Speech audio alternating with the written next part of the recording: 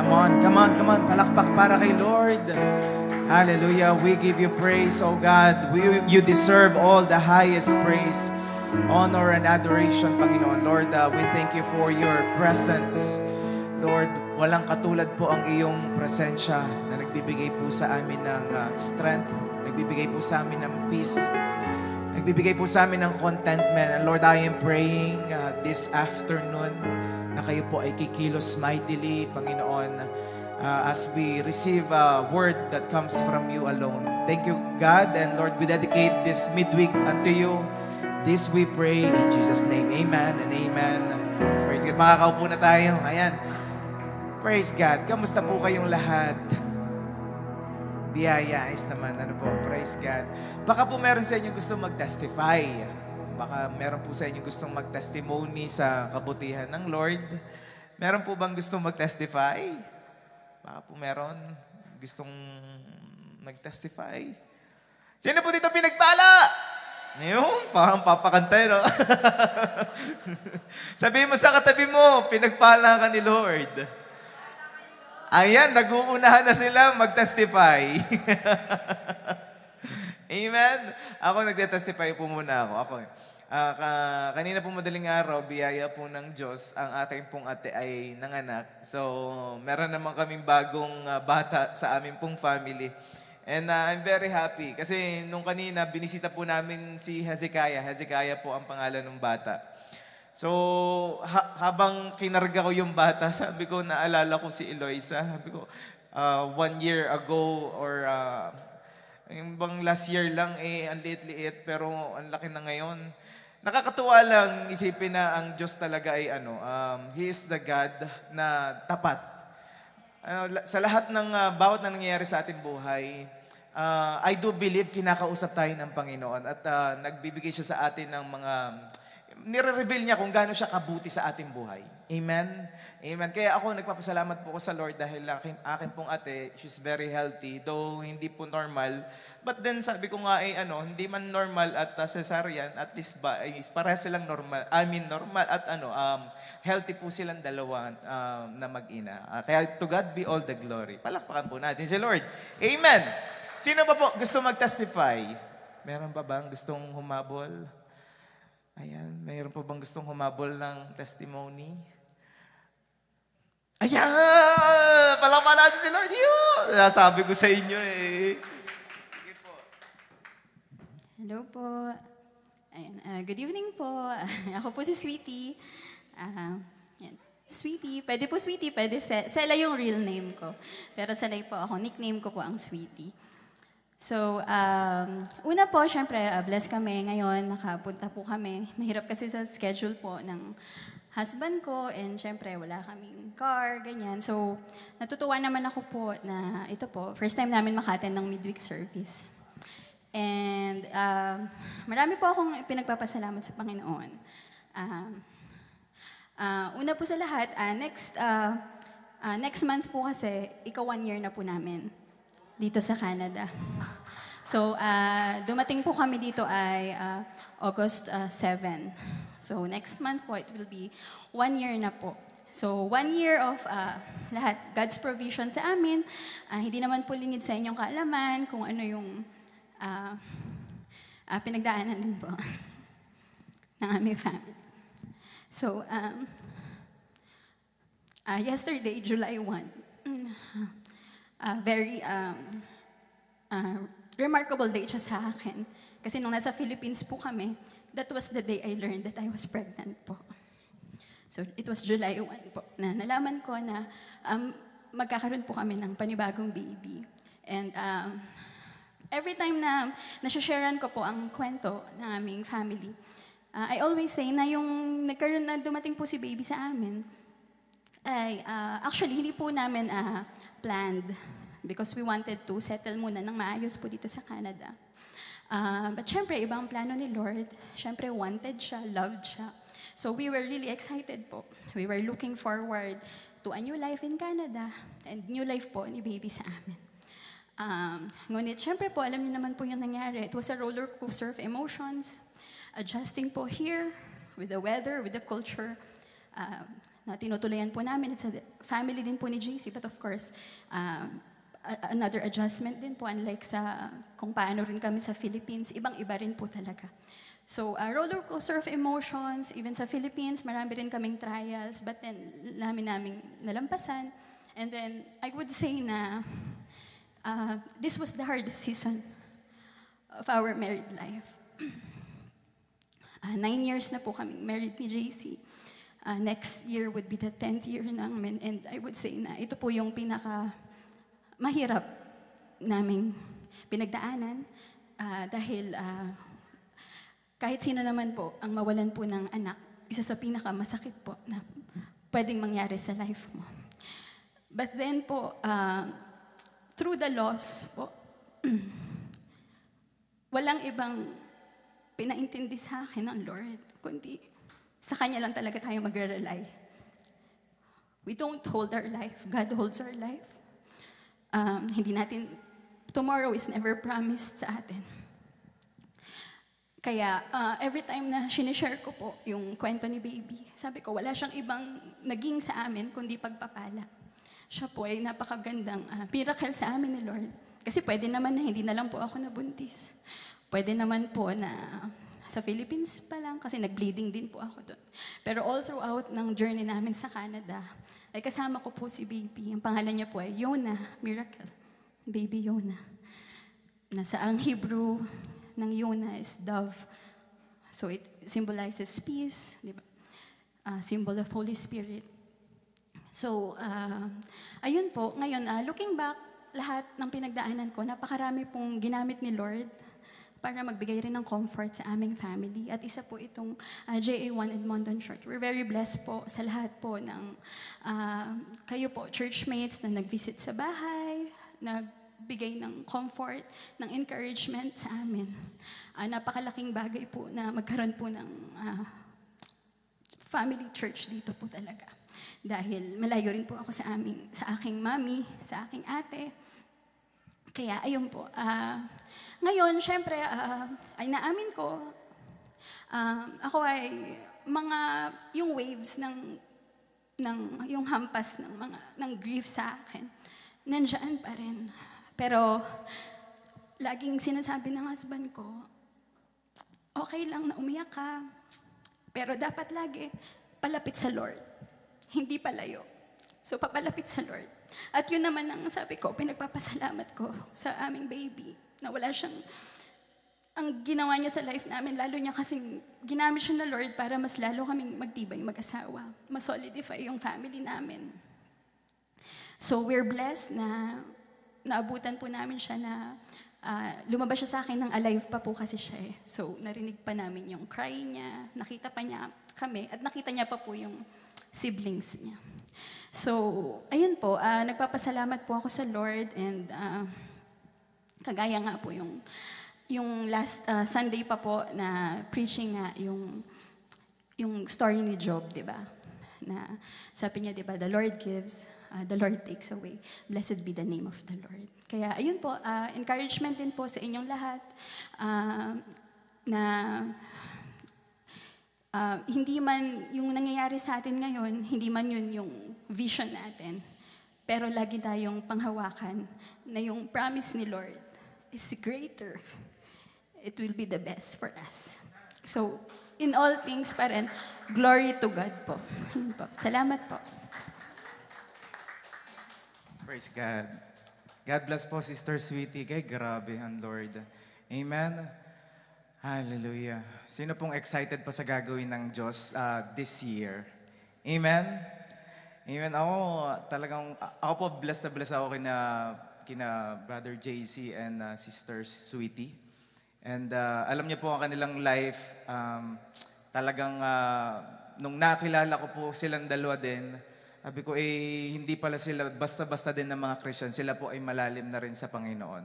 Kasi kung sila po ay mababaw na Christian, ang dali po nilang bumitaw. At ngayon, patuloy silang pinalalalim ng Panginoon. Amen? Kaya ako, excited po ako sa inyong family. Palakpakan natin si Lord Gaman. Thank you, God. Ngayon, syempre,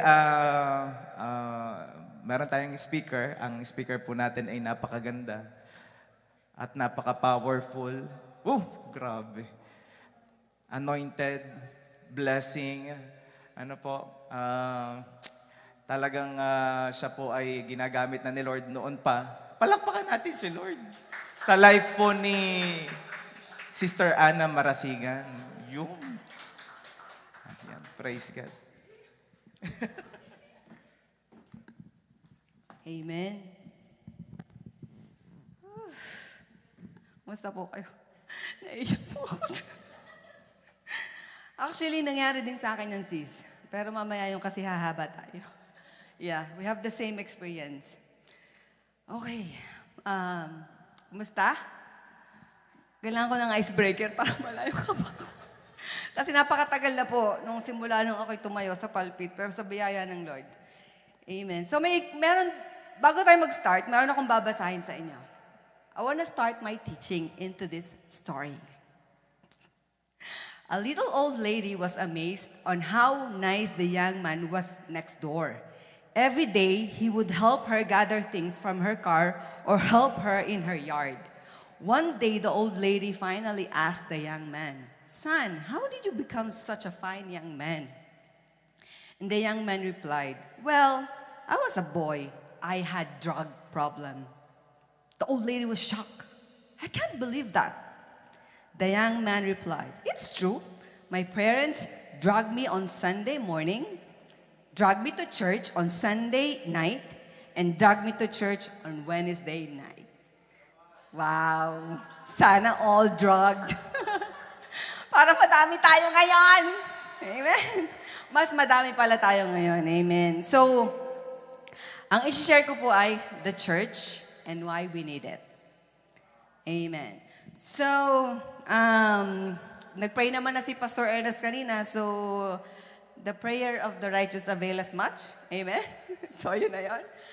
Okay. We know what, like, some people go to church. Some doesn't go to church. Yung iba, na wala dito, hindi sila nag-church. Like, maybe some of us here, we go to church because it's a habit, or it's a lifestyle, or it's part. Or we go to church, we are here right now because siguro dahil na-imbita, or nakalikar lang. Amen? Sa nakalikar dyan kanina. Or some go to church while nung bata pa sila. They started young, and then nung lumalaki na sila, eventually, because of busyness, nawala na. Hindi na nadala-dala yung pag-attend sa church. There are people naman na really doesn't go to church, o yung tinatawag nilang NCAA. No church at all. Or NCSB.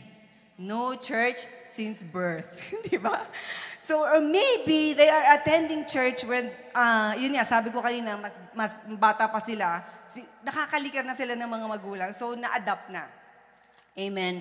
For whatever reason they are in the church, it's, kung ano man yun, nasa kanila na yun. It's between them and the Lord. Likewise, there are also reasons why we are here.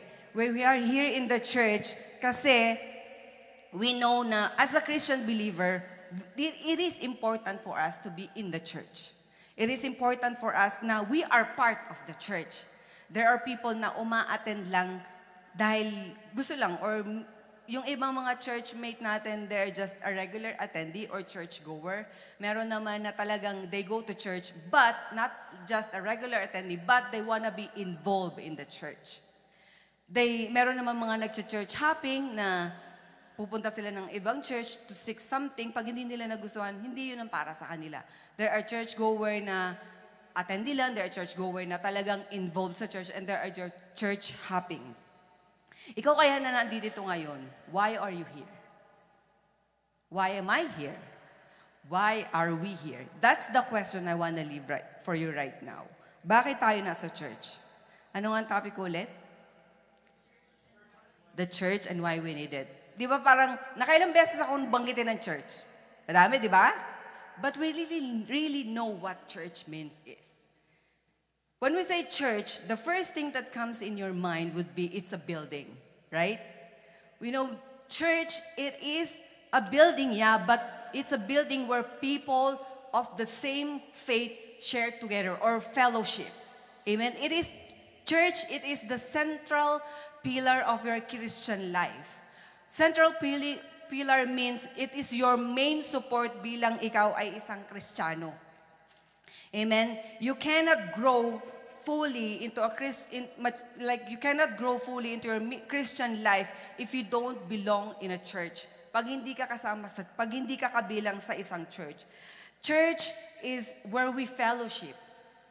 Yung nakikreate, you share life together, nagkakaroon kayo ng sharing, nagkakaroon kayo ng interaction. Meron kayong, sa church, you fellowship you have one desire, you have one direction, and that is heavenward. Amen? All about Jesus. That's what we share. In the church, we grow. In the church, we mature. Amen? Sabi ng 2 Corinthians chapter 12, verse 12. 2 Corinthians 12:12. Sabi doon, for just as the body is one and has many members. Marami tayo dito. And all the members of the body, though many, are one body. But iisa. Marami tayo pero iisa. Because we are with Christ. We are one with Christ. So, church is one body. Amen. Sabi dun sa Ephesians chapter 2, verse 19, pero hindi ko na siya sinama dito. Sabi ng Ephesians 2 doon, church is a family of God, a household of God, a holy temple, a dwelling place of the Lord. Dwelling place meaning, dito tayo nag-gather, dito nagdudwell ang Lord. Sabi nga ng Matthew, 2 or 3 that gathers in His name, we are in the midst of He is in the midst of us. Amen. I believe kahit ilan tayo dito, God is in the midst of us. Because you and me are here and we are hearing the word of God. Amen? But bakit nga ba tayo nagcha-church? We have our own reason. One of those reasons is because we want to grow. We hunger for God. We hunger for God's presence. Amen? And we are part of the church. And I know and I believe that it's God's will as well. Even if that's your desire, that's also God's will in your life, to be part of the church. Kalooban ng Diyos, kagustuhan ng Diyos na ikaw ay nasa church ngayon. Amen? Sabi mo sa katabi mo, I'm glad you're here. You made it. Amen? Alam niyo, minsan sa church, kalooban ng Lord na nandito tayo, kahit minsan, may imperfection. We know that church is not really perfect. And even the members are not perfect. We know that. But that's God's will for you. That we are part of the church. So tonight, whether tayo ay yung tipong lagi nag-church because we are committed or tayo ay nag-church lang dahil gusto lang nating makita si crush or dahil gusto lang nating pumorma, I know and I believe and I pray na itong share ko ngayon na importance of church in our life, meron tayong matutunan. Amen? Na magkaroon tayo ng ibang konsepto, magkaroon tayo ng ibang desire na laging pumunta or mag-attend ng mga church services. Because we all agreed that we needed a church. As a Christian believer, we needed a church. As a Christ believer, we needed a church. Amen po ba? Why church is important? Number 1, because church is God's instrument for our salvation. Amen? God's instrument for our salvation. God uses the church as an instrument to save people. Isa ang simbahan sa mga ginagamit ng Panginoon upang ang tao ay maligtas. Sino kaya sa atin, who among us here, na nasave siya dahil siya ay naging part ng church, or dahil ng church? Who among us were saved because of the church? I am. Isa ko yun. Kasi I was invited to the church. Hindi pa nga nung church, nagsisimula pa lang nung ng J1, I was invited by the church. Yung aking kumaring Sarah, shout out sa'yo na nasa Pilipinas, she invited me. Nagsisimula pa lang noon ng church, I remember July 2011, kadarating lang din nun ni Pastor Pio, and then sabi niya sa akin noon, Mars, dumating kami dito as visitor, 2011. Sabi niya, Mars, samahan kitang mag-church sa church mo. Kristyano pa ako noon. Samahan kitang mag-church sa church mo. And then sasamahan mo ako mag-church sa church ko. Ganun niya ako ginawa. Ganun ang ginawa niyang ano yun? Strategy. Yun. Ganun ang strategy ang ginawa niya. You know what? I was a smoker before.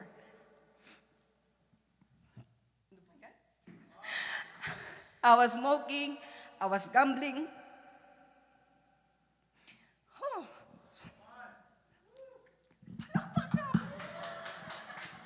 I was a gambler.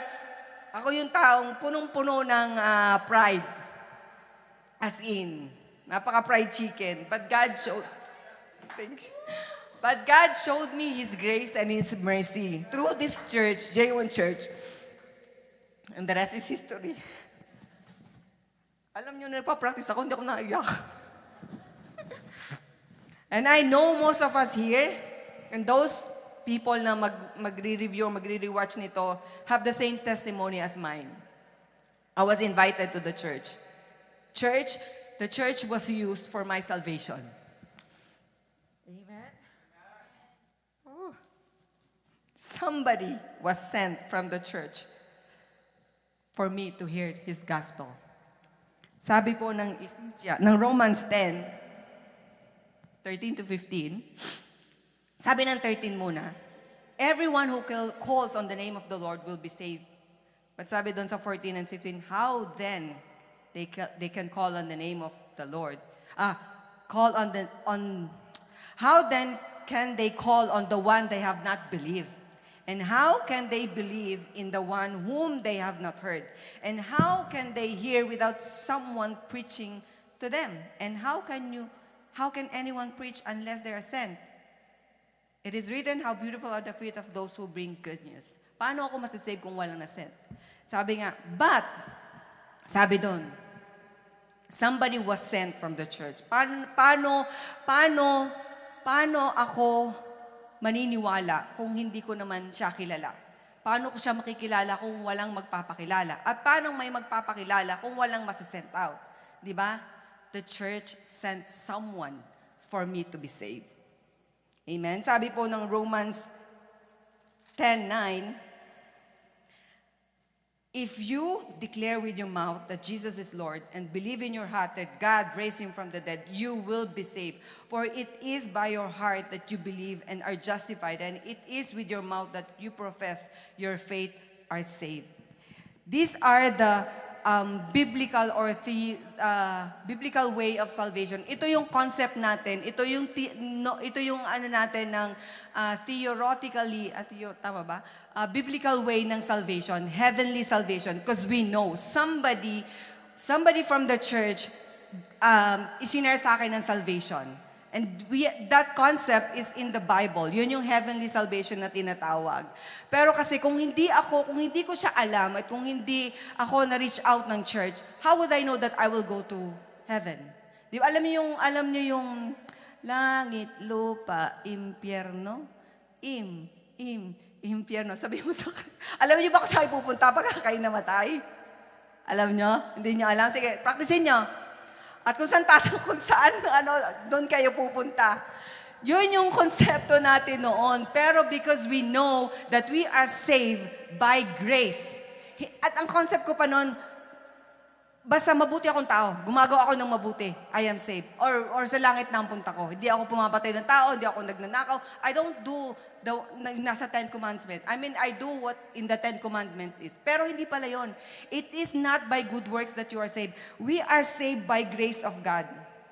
Amen?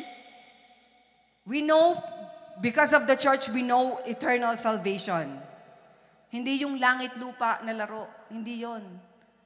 Kasi nung bata tayo, yun, di ba? Saan ako pupunta? Langit, lupa, impyerno. Kung saan pumatak, yun ang pupuntahan mo sa impyerno. And the church taught us through the Bible study, through mentoring, through retreats, and through MGR, taught us that we are saved by grace through faith, by accepting Jesus Christ as our Lord and Savior. Amen? Sabihin mo sa katabi mo, you are saved by grace.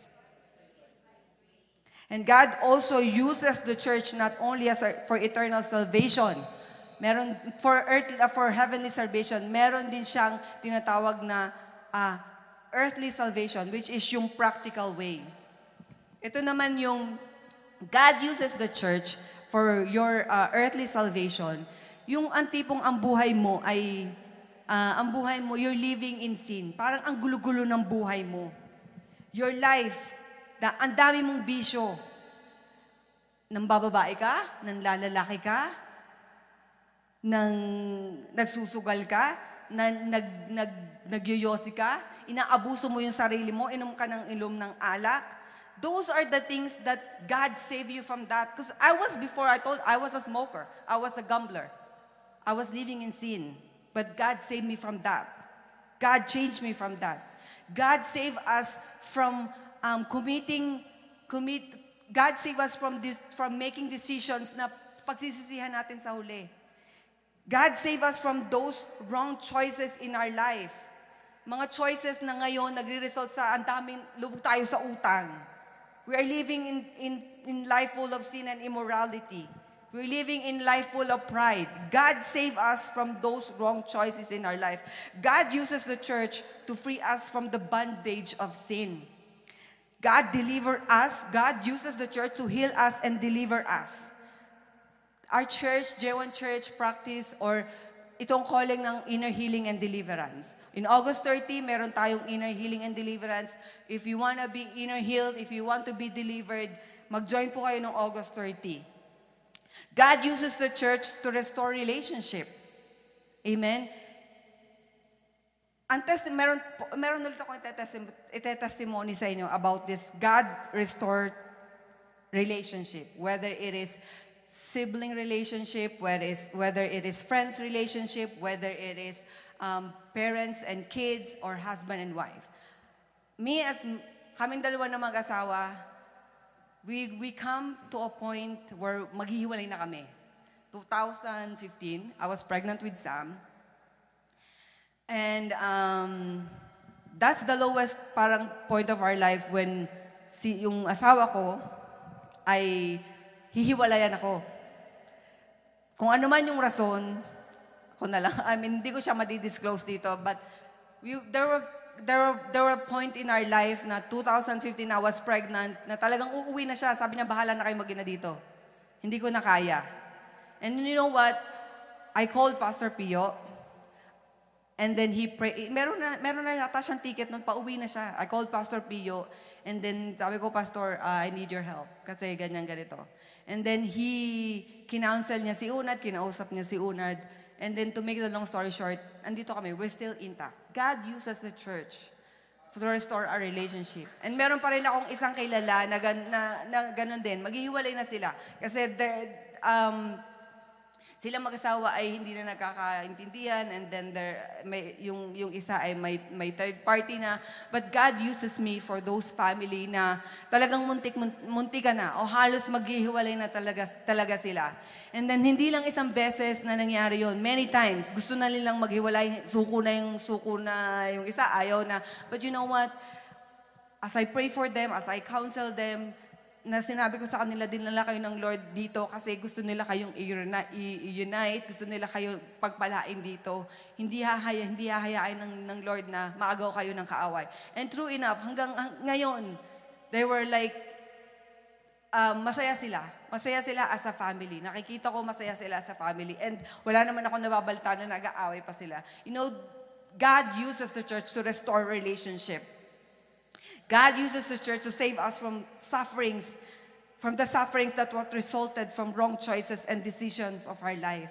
And vice versa, God uses the church for us to commit wrong decisions that will end up na magsasuffer tayo.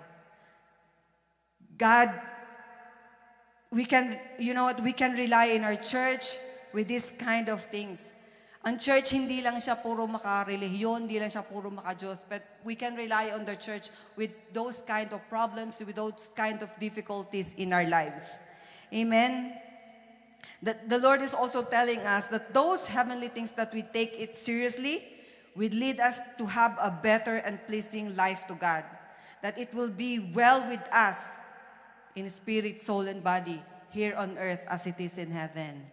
Amen? Sabi mo sa katabi mo, God is pleased with your life. But you know what? Let me very clear. I didn't say that the church saved you. No, the church didn't save you. It's your relationship to the Lord that saved you. We are not saved by the church. It is by grace of God that through our faith on our Lord Jesus Christ that save us. However, it is through the church that we now know the salvation is through Christ alone. Amen. Hindi itinayo ng Diyos ang church para lang sa nothing. The Lord has purpose why there is a church. Diba sabi niya kay Peter, in this rock I will build my church. He has a purpose why He built the church. He has a purpose why JA1 Edmonton Church is existing. Amen? That is to save people. And number 2, God uses the church to change people. Somehow, it helps. The church helps to change people. Because I believe ang pagbabago ng tao is not nakadepende sa church. But the church helps to change people. Amen? The people in the church is those people in the church, let me very clear, mind you, and bear in mind na ang tao sa church, hindi sila perfect. The church itself is not perfect. May mga flaws tayo bilang mga tao. Amen? Ang ating pastor, ang ating assistant pastor, ang ating mga elders, leaders, member, at kahit ako na nakatayo dito sa harap niyo, worship, leader, instrumentalist, every one of us, we are not perfect. We are all human. Huwag tayong titingin sa tao. Huwag tayong titingin sa tao. Kasi pag tayo tumingin sa tao, matitisod tayo. I always tell them those words sa aking mga kamag-anak, sa aking mga visitor na nandito, huwag kayong titingin sa tao. Kasi pag tumingin kayo sa tao, matitisod at matitisod kayo. We should only focus in God alone. Kay Lord lang tayo. Amen po ba? Dito sa church natin o sa ibang mga churches, meron mga nakakagawa ng mali. We all human, we commit mistakes. Nakaka-offend tayo minsan, hindi natin alam. Amen po ba? Yung iba may mga bisyo pa. Yung iba, nagiinom din, paminsan-minsan. Yung iba, may mga marites din. Amen? May mga hipokrita din. May mga tinatawag nilang, plastic naman. Ay! May mga inggitero din, paminsan-minsan. Pero wala na sa church natin. Amen? Dahil kung meron man, babaguhin niya ni Lord. Amen? Our church is not perfect. At mas maganda nga yun dahil ang hospital ay hindi para sa perfect na tao, di ba? Ang hospital ay para sa mga sick people, mga sakit. Same as church. Church are for the people who are sick spiritually, who needed guidance from the Lord. So, ang church, wag po kayo mag-expect na lahat ng tao sa church ay perfect. Dahil pag tumingin kayo sa tao, ay, nuga naman yung hallelujah pa paglabas, bibili na sigarilyo. Alam niya, we are all human. We are subject to change. And we are all work in progress. Sabi po ng Ephesians 3:7-8, I became a servant of this gospel by the gift of God's grace given me through the working of His power. We know work tayo. We are working in progress. The Lord is changing us glory to glory. Although I am less than the least of all the Lord's people, this grace was given me to preach to the Gentiles the boundless riches of Christ. Amen. We all make mistakes. We offended people. We are not perfect. We are all human. Pero hindi rin po siya lisensya na sasabihin mo, I'm not perfect. Pero you are intentionally committing sin. You're intentionally committing mistakes. No, hindi yun. Kasi sometimes ako in my life, in a simple conversation, meron akong, alam ko ang gagawin ko. Parang usapan, and then, parang ang mangyayari is magko-comment ka. Pero minsan nakakapag-comment ako ng hindi maganda. Or hindi naman siya maganda. Like nakakapag-comment ako na sa makakarinig, dapat hindi ganon. Hindi ganon ang kino-comment ko. Alam nyo, ang galing ng Holy Spirit kasi after that, nare-reveal niya sa akin kaagad, hindi mo dapat sinabi yun. Ayun nga, Lord, sorry. I repented immediately. And I said, Lord, help me to tame my tongue. Alam mo yung, kung wala rin lang akong magandang sasabihin.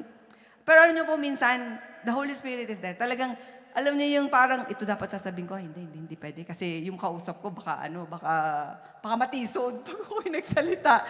So, ganun, we all commit mistake. We are not perfect. At ang church, hindi rin yan perfect. Sabi ko nga kanina, ang church ay para sa mga taong imperfect pa.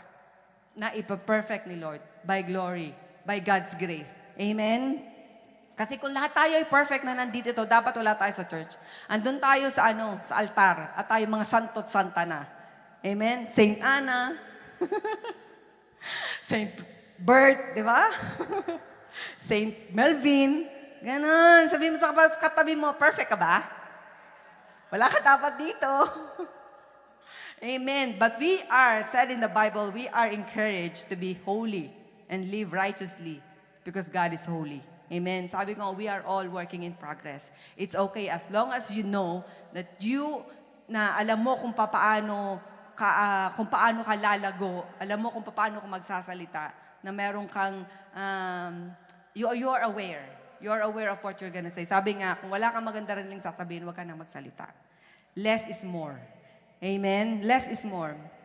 Anong sagot ng katabi mo kanina nang tinanong kung perfect? No. Close to perfection. At least, di ba? At saka, huwag kayong judgmental. Ay, bawal ang judgmental sa church. Huwag judgmental. Ano ang sabi? We listen and we don't judge. Amen? We listen and we don't judge. Kasi we welcome everyone. Sa church talaga, all walks of life. Mas gusto nga natin yung mga, mas gusto natin yung talagang hindi perfect. Kasi makikita mo yung pagkilos ng Panginoon. Kasi pag dinala mo na siya ng perfect, may halo na yan. Amen? Sa church, we welcome everyone. Nandyan yung mga may sapak, may sablay, may toyo, may toying, nandyan. Nandyan na yung mga bata, matanda. Naku, itim, puti, pangit, pogi, maganda, perfect or imperfect, mayaman, mahirap, all walks of life. Makikita mo yan sa church because all is welcome to the church. And I believe that God is molding each and every one of us. The Lord is teaching us. The Lord is changing us. The Lord is working in our life. Kung pumasok kang madamot, lalabas kang kuripot.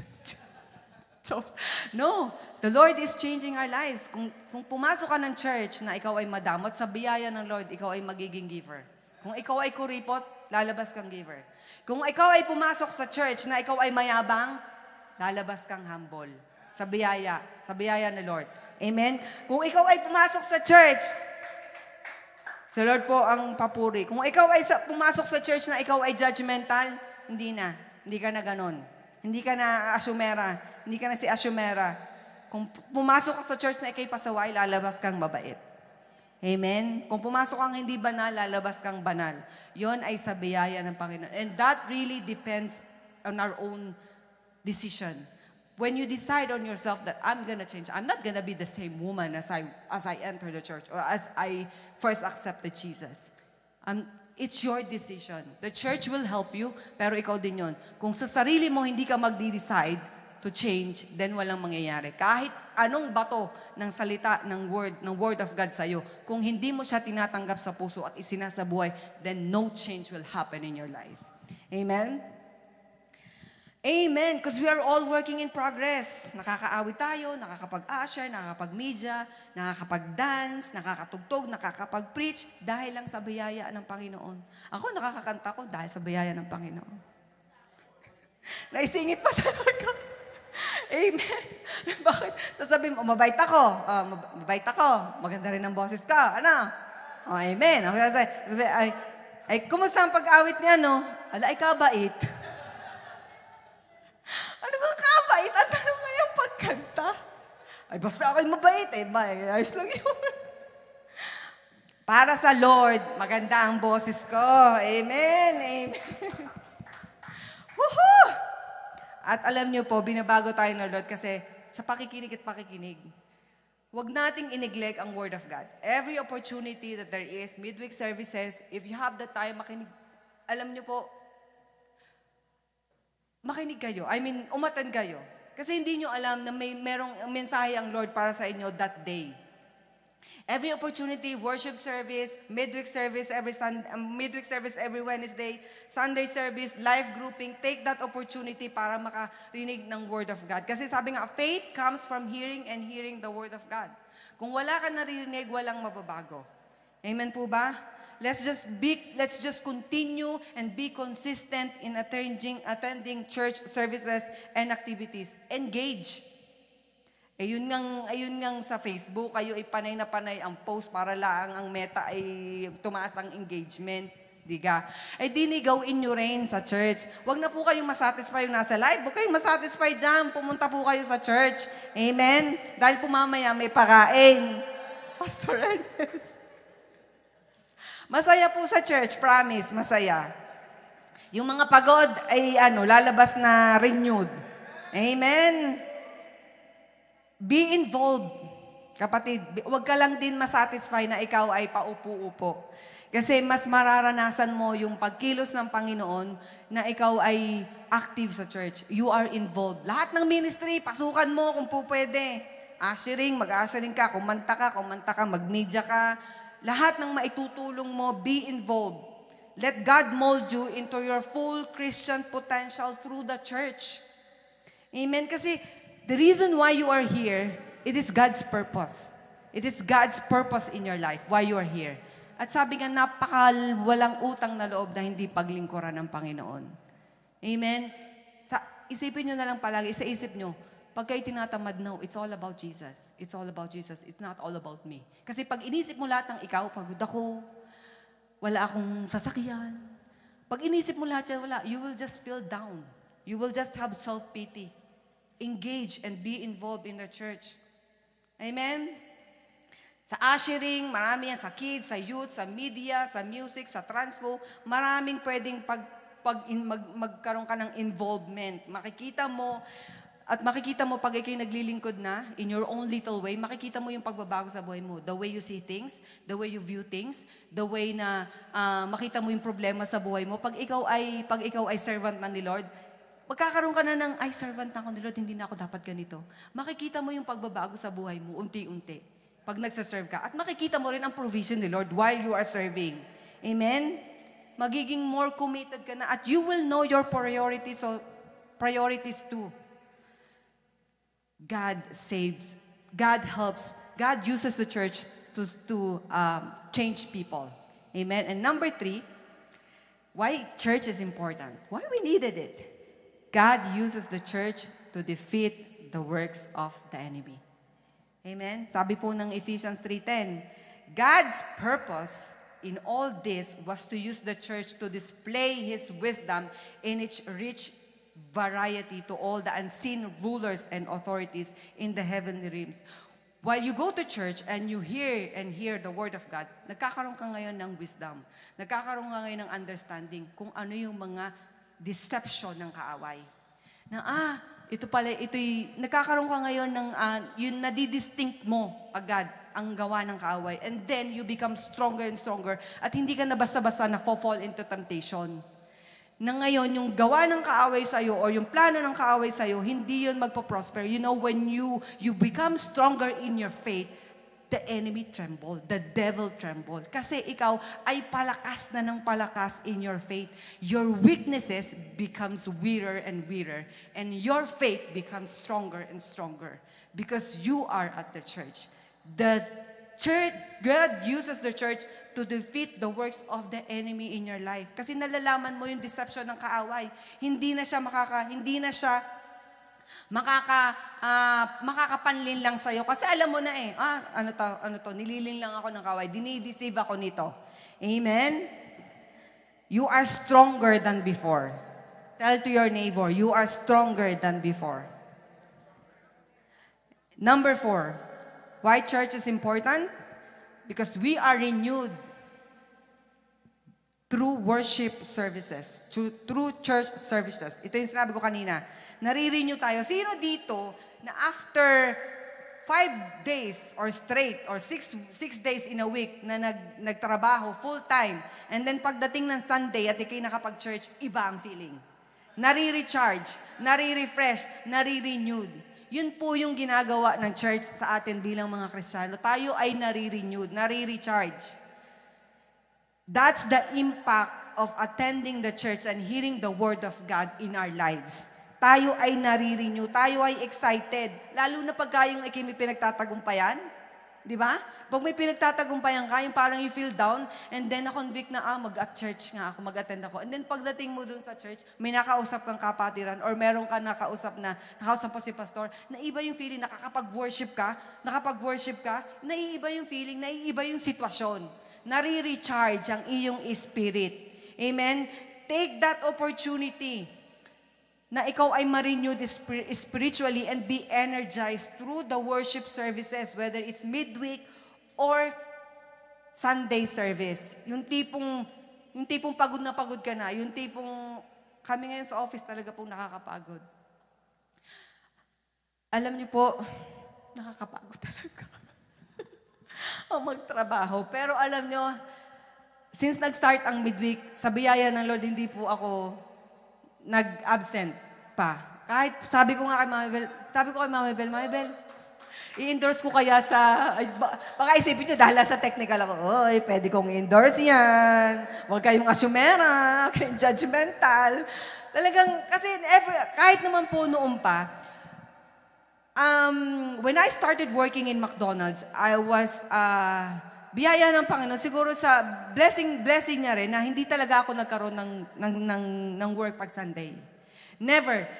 Saturday and Sunday. Kasi that's one of my condition na, or that's my availability. Hindi ako mag-work ng Saturday and Sunday. I started late night dun sa Castle Downs. And then, nung na-PR na kami, nandito na yung mga bata, lumipat kami ng West.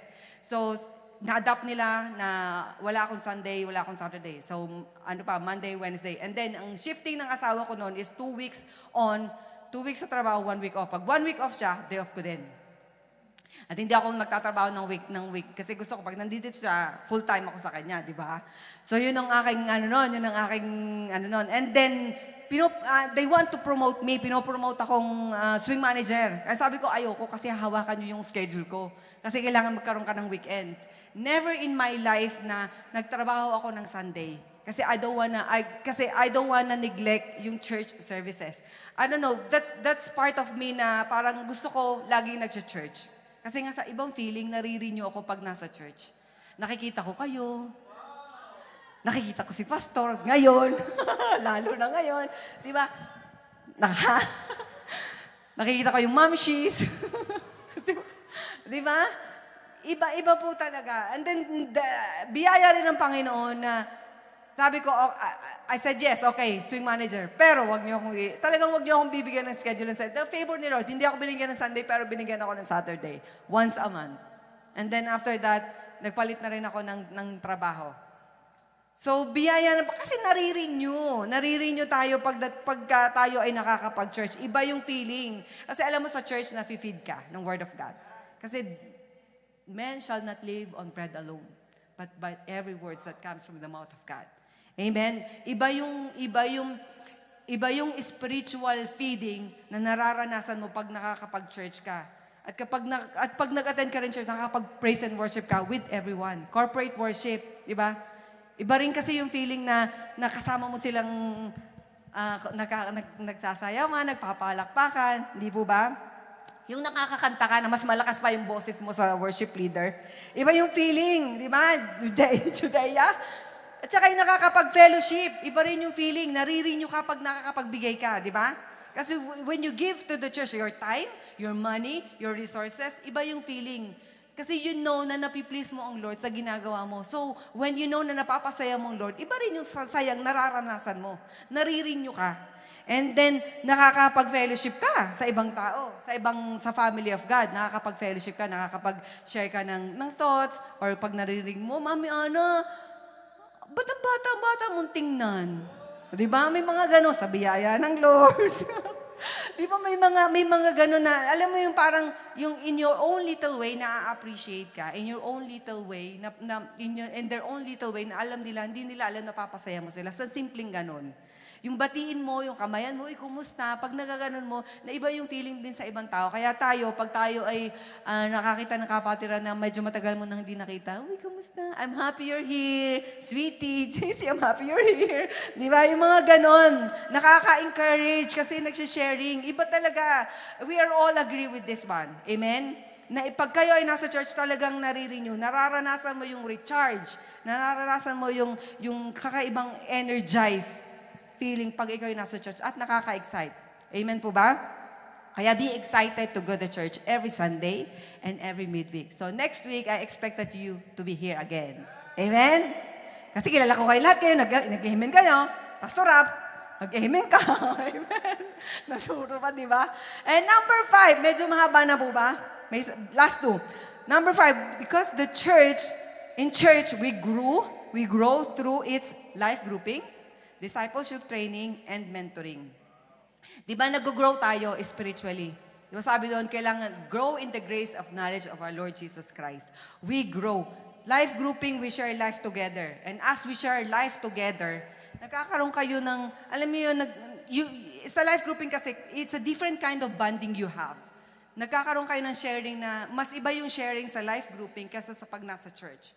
Yung hindi mo nasasabi sa church, while you are in the church, nasasabi mo sa life group, nasi-share mo sa kanya. And then vice versa kayong dalawa. There are things that I can share sa life group na hindi ko ma-share sa congregation. So pag nagkakaroon kayo ng, you build relationship to each other, nagkakaroon kayo ng maturity. Kasi you grow yourself, nakikita, sa life grouping, tinuturuan kang mag-pray. Dito ba sa church, makakapag-pray ka? Hindi, di ba? Sa life grouping, mas intimate yung ginagawa. You grow, and then sa life grouping, you open up. Nakakapag-open up ka ng things. There's a different kind of bonding you're doing when you are in life grouping. Marami tayong natututunan sa buhay, lalo na sa ating mga life group. Sa pag-LG, sa pagla-life group, mas naaalagaan natin yung ating life group member. Amen? Kasi you build relationship already. And then you grew together. Nagpapalakasan kayo, nag-encouragean kayo. You learn to mature when you go to life grouping. Kaya dito, sino dito mga wala pang life group? Taas ang kamay. Wala tayo na sa life group. Praise God. Kasi alam niyo po, masaya sa life group. Happy life group, happy life. Amen? At saka sa life group, doon kayo lagi kayong pinagluluto ng inyong mga ka-life group, di ba? Kasi doon may mga wobble-wobble. Ano sinatawag na wobble-wobble, yung nag-mingle through pagkain. Pero mga life group, hindi po nyo kailangan magluto. Kailangan lang po namin pumunta para kayo i-life group. Baka sabihin nyo, magluluto na naman ako, cancel mo po muna ang life group. Di ba? No, wag po. Kasi it is sharing life together for the glory of the Lord. Amen? Sabi mo nga sa katabi mo, pakitanong, may life group ka ba? Amen. And alam nyo, hindi lang life grouping. We grow through discipleship training and mentoring. I am a product of that. Ako po ay kasama sa discipleship batch 1 ni Pastor Pio. So doon po sa discipleship na yun, every Friday, Pastor, kasama ka doon, di ba? Kasama ka ba? So kami po doon ay, hindi nyo po makikita sa harapan kung hindi po ako produkto ng discipleship training. Doon po kami tinuturuan how to share salvation. Meron po kaming reenactment kung paano mag-share ng salvation sa tao. Meron doon one scenario, share mo ng salvation, lasing. O, diba? Sino ka dyan? Superhero. Diba? Doon nangyayari kasi mas intimate yung ginagawang training sa'yo and sa pagme-mentoring, natututunan mo what is Bible, what is salvation, how to share salvation, what is one verse evangelism, ano pa, ilan books ng Bible, ano pa, tinuturuan ka rin how to pray. You are being equipped. As you attended discipleship training and mentoring, nag-gain ka ng confidence. Kasi kung hindi po ako na-disciple, kung hindi po ako nag-attend ng ganun training, wala po ako sa harapan nyo. Kasi I never thought na ako po ay mag-preach or ako ay mag-share. Kasi I don't like attention. I don't like people looking at me. Yung nasa akin lahat yung attention nyo, I don't like that. I can't do that. Parang nag-shrink ako. Pero through that discipleship training, na unti-unti parang nadidevelop yung confidence ko na magsalita. Although kinakabahan, pero bigyan mo ako ng 10 minutes, okay na. So, That's true discipleship. Kasi ako po noong pa pong wala pa ako sa church, ako po yung tipo ng tao na pag hawakin mo ako o pagsalitain mo ako sa maraming tao, iiyak ako. Kasi ganun ako ka-nervyos. Ganun ako walang confidence. Yung bang tipong babati ako ng happy birthday sa 7th birthday na hindi ko naman kaano-ano, naimbitahan lang ako, iiyak na ako. Alam mo yung ganun ako. As in talagang, kaya sabi ko, isipin mo na magpipreach ako, hindi ko mai-imagine. Kasi ako po yung introvert. Opo, introvert ako. Maniwala po kayo, I'd rather work alone. Introvert po ako. Pero sa mga sinabihan ko, hindi naniniwala ako yung introvert. Pero sa totoong buhay, I'd rather work alone. Ganun po ako sa trabaho. Which is, binobold tayo ng Panginoon binabago. Ngayon, extrovert na po ako. Masaya pong maglingkod sa Lord. Amen? Kasi doon po sa discipleship training, matuturuan kayong mag-disciple, matuturuan kayong mag-pray, matuturuan kayong, you will be equipped. At pag alam nyo, nag-start kayo na maglingkod na, parang it's addictive. Parang hindi na siya mawawala sa sistema mo. That's part of your system na naglilingkod ka na hindi mo na kakayanin na hindi mag-attend ng church. The church is your priority, especially on Sunday. Kasi alam nyo, ang paglilingkod sa Lord, masaya. Ang paglilingkod sa Lord, satisfaction. Kasi alam mo, kahit ikaw ay wala, God will sustain you. God will provide for you. Kahit alam mong mahina ka, God will give you strength. Kahit alam mo na wala kang confidence, God will speak through you. Through His Holy Spirit. Kahit may problema ka, it's okay kasi alam mo God is with you. Kasama mo ang Panginoon. And God is able to do immeasurably more than you can ask or imagine. Amen? Ang Lord po ay napakabuti. Ang Lord po ay mahal po tayo ng Panginoon. Kaya mga kapatid, we grow. At kung hindi pa po kayo nag-grow, mag-grow na po kayo. Kung kailangan nyo po, meron po kaming mentoring every Thursday with Pastor Ernest. At tuturuan niya po tayo doon. Mag-gain po tayo ng confidence. Although it's a learning process, hindi ko po sinabi na ako'y perfect or ako'y magaling na mag-preach. Alam niyo po itong pag-preach na to na sinabi sa akin ni Pastor Ernest ay ilang buwan na yata or ilang linggo na yata delay. Talagang ayaw kong babanggitin sa kanya, bahala siyang magtanong. Dahil mahirap po pero sa biyaya ng Lord, biyaya. Amen. And lastly, last na. At ito po yun, kay sis, we have a church family. At the church, we have a family that we can call. When we are born here on earth, we are born into a family, right? When we get born again, we are born into a new family, and that is church family. Ano, alam niyo po, ang sarap ng may pamilya kasi we know na sa church, we can rely on someone. Someone's gonna love us, who's gonna help us, who's gonna pray for us. When Pastor Jason and Sister Marian got sick, we are all as a church, parang na rin kaming may sakit. And we all prayed for them. When Pastor Pio passed away, we weep. When someone is sad, we're all sad. We feel the same way because we are a family. Alam natin na meron tayong mahihingahan, meron tayong mapapaghugutan ng lakas, meron tayong, when we feel down, meron tayong masasandalan na nandyan. First and foremost, it's the Lord. But we have like a physical family that we can rely on. Meron tayong mauutangan. Pag kailangan nating mangutang. Amen? Nasabi ko ba yung verse doon? Hindi yata. Marami akong naligdangan. We have a family, sabi ng Ephesians 19-20. Consequently, you are no longer foreigners and strangers. Hindi na tayo foreigners and strangers. We are a family of God. Amen? And also members of His household. A family of God built on a foundation and of the apostles and prophets with Christ Jesus Himself as the chief cornerstone. Because the Lord is our center of this family. Amen. We have a family. And JA1 Edmonton, we treat each other as a family.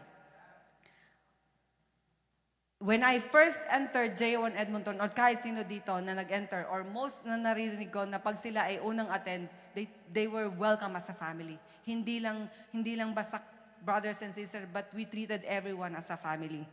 Amen? Hindi lang basta member. We are a family here. Andito ang Pastor Ernest para sa atin, to help us, to guide us, to encourage us. You can rely to us. Amen?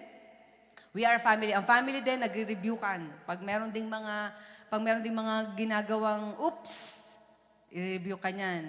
Open rebuke is better than secret love. Diba? Pag hindi ka niya ni-rebuke, ibig sabihin, hindi ka family.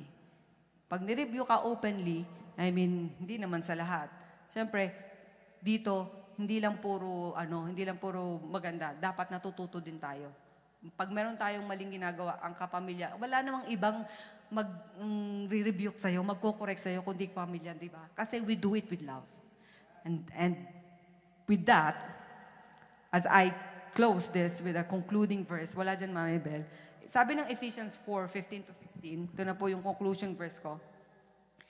Ephesians 4:15-16, we will speak the truth in love. We will grow in every way more and more like Christ, who is the head of this church.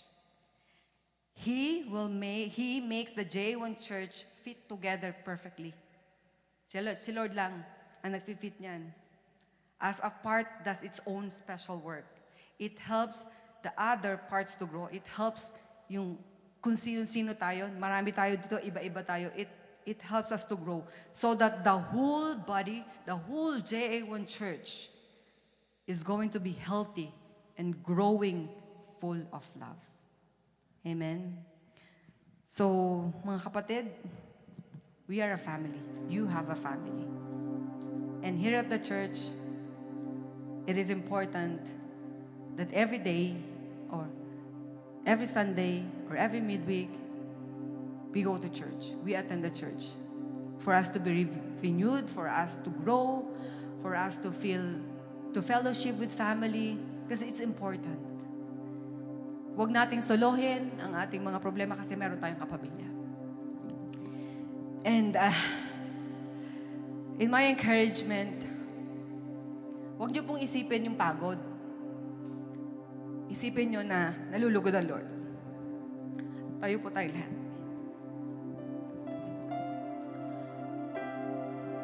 And pray with me, Father God in heaven, Lord, maraming pong salamat sa mga salita mo na aming narinig. Dalangin ko, Panginoon, na itong mga salitang ito, itong mga encouragement na ito, itong mga points na na-share ko, Lord, maging pagpapala sa amin. At hindi po namin ito basta narinig lang, Lord. Isasabuhay namin ito, Panginoon, that every day, every church services na kakatagpuin ka namin, Panginoon, as part of one family, and that is your church, O God.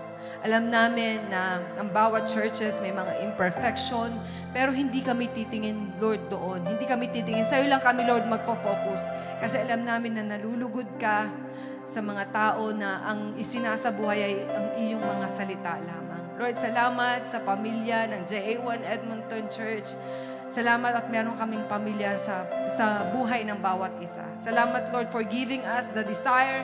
Yung wala pa kaming desire, Panginoon, na makapag-attend ng midweek, ng Sunday service. Lord, bigyan mo kami ng desire, Panginoon, na huwag naming i-neglect ang mga time, ang mga opportunity na mamimit ka namin, O God. Lord, ikaw, apart from you, Lord, we are nothing. Apart from you, Lord, we cannot do anything. Holy Spirit, freely to move in our lives, in my life, and the life of the people in this church, Panginoon.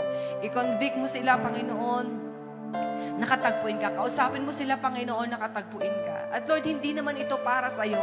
Ito'y para sa iyong mga anak na mahal mo. Salamat, Lord.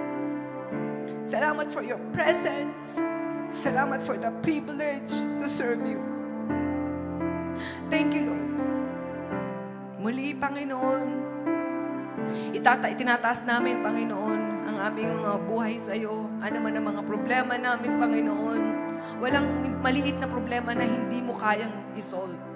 Walang mga impossible dream na hindi mo kayang ibigay. Ikaw ay mabiyayang Diyos, Panginoon. Ikaw ay mabiyaya.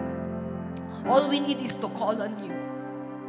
All we need is to pray for you. You are just one call and one prayer away, Panginoon. Salamat, O God, that now we understand the importance of church, of being part of the church. Thank you, Lord. And simula sa araw na ito, O God, simula sa araw na ito, Ikaw po ang patuloy na manguna sa aming mga buhay, and we are going to commit ourselves to the church services, to the church activities that you have for us. Salamat, O God. We declare the victory for the rest of the today, Panginoon. We declare the victory for the rest of this service. Salamat, O God. Ikaw ang maparangalan. To you alone the glory, honor, and thanksgiving. In Jesus' name, amen.